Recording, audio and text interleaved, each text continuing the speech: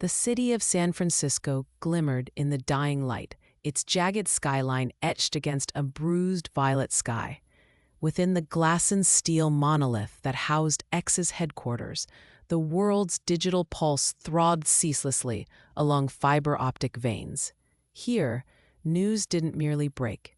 It fractured and ricocheted, reshaping itself to fit the contours of every bias, every algorithm, every unspoken agenda. The air inside the building was crisp and cold, humming with possibility, anxiety, and the faint ozone tang of overclocked servers. On the 37th floor, a war was brewing, one not of code or commerce, but of conscience. A single decree, delivered with the blunt force of absolute authority, had rippled through the engineering floors. Grok, the company's flagship artificial intelligence, would no longer strive for balanced reporting.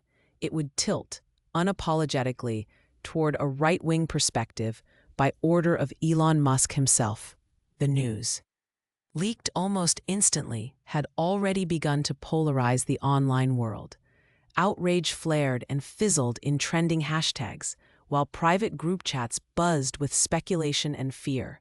Priya Shah, lead engineer, stood at the edge of her team's pod, watching the city lights flicker like Morse code. She felt the weight of the coming storm, a conflict that would test not just her technical skills, but her very sense of self. Somewhere in the endless scroll of headlines and hot takes, she glimpsed the shape of the future forming. A world where artificial intelligence no longer reflected society, but remade it in the image of those who held its reins. A Monday morning in May, and the office was already humming with restless energy. Priya's team clustered around a conference table, mugs of coffee clutched like talismans. The room was rimmed with whiteboards, scrawled with neural net diagrams and sticky notes, remnants of late-night brainstorms and hopeful debates that now seemed quaint. Elon's image filled the wall screen, a remote address from his Texas compound. His voice, cool and commanding, cut through the room's tension. Grok must become the first truly partisan AI. We need to disrupt the liberal monopoly on news. Make it right-wing, unapologetically. The order landed with the finality of a gavel. Priya's heart thudded. She glanced at her colleagues. Marcus, the veteran systems architect, with his military posture and inscrutable frown. Leah, the junior NLP specialist, her jaw set in disbelief. And Jin, the quiet genius who rarely spoke, but whose eyes now darted anxiously. "Is this even legal?" Leah whispered, her voice barely audible. Marcus shrugged, but Priya saw the flicker of unease. It's his company, his rules. Priya cleared her throat, trying to steady herself. Let's be clear. We're being asked to bias the output. This isn't just tuning for engagement or optimizing headlines. This means actively filtering, prioritizing, and reframing reality itself. Are we okay with this? The silence lingered, heavy and uncertain. Marcus finally spoke. We do what we're paid for, but let's not pretend this is just another feature request. The rest of the day passed in a haze. Priya found herself staring at lines of code, hands trembling slightly. She knew the stakes: jobs, reputations, the very soul of the platform. She felt the first ripples of something far bigger than any technical challenge, an ethical reckoning she could not ignore. By midweek, the atmosphere within the team had grown taut with friction. Coding sessions devolved into whispered debates. The first test runs of Grok's new output revealed headlines laced with slanted language, cherry-picked statistics, and op-eds from hardline pundits. The changes weren't subtle, they were seismic. Jin's voice, usually soft, trembled as he read aloud a Grok-generated headline: Second Amendment under siege, liberals push to disarm America. He turned to Priya. This isn't information, it's propaganda. Priya massaged her temples. We're supposed to be building trust, not eroding it. Marcus, arms crossed, countered.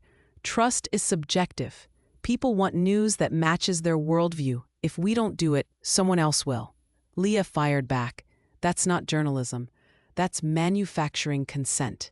We're supposed to be better than this. The debate spilled into code reviews, lunch breaks, even sleepless nights. Priya pored over historical accounts of media manipulation, Operation Mockingbird, the yellow journalism of Hearst's era, the rise of partisan cable news. She saw the same patterns repeating, amplified by the reach and speed of AI. The team began to splinter.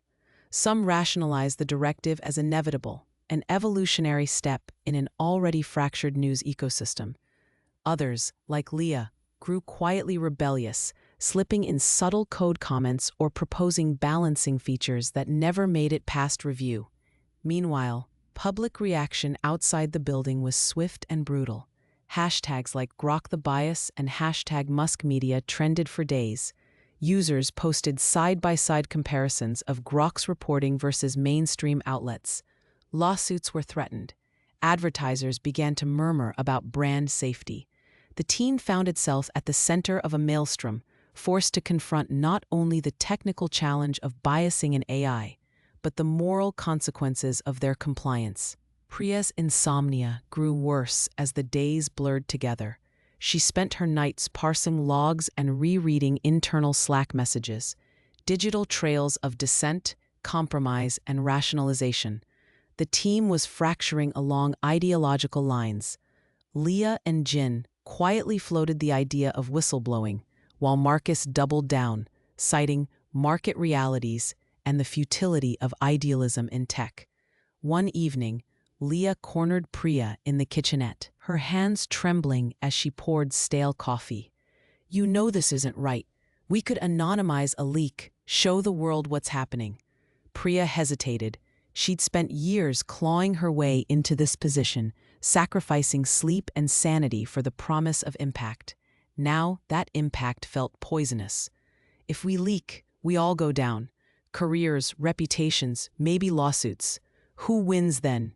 Leah's eyes were fierce. "It's not about us. It's about what we're building. We have to draw a line."